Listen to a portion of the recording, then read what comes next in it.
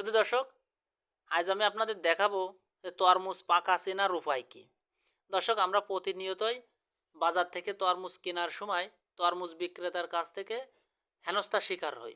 দর্শক, আমার এই টিপসটি যদি আপনি ফলো করেন তাহলে আর তরমুজ কেনার সময় ইনশাল্লাহ ঠকবেন না, আশা করা যায়। তো দর্শক, ভিডিওটা সম্পূর্ণ দেখেন, তাহলে আপনারা নিজেরাও বুঝতে পারবেন। দেখেন দর্শক, আপনারা এখানে দেখতে পাচ্ছেন এই যে তরমুজের পিছন সাইড, এখানে কিন্তু স্পেস বড় থাকে আর কোনোটা ছোট থাকে। আপনারা দেখেন, যেটা দেখবেন ছোট আছে এটা মনে করতে হবে যে বয়স্ক ফল এবং এটা পেকে গেছে। আর যদি দেখেন স্পেসটা বড় আছে তাহলে বুঝবেন যে এটা অল্প দিনে ফল, এটা পাকার দেরি আছে।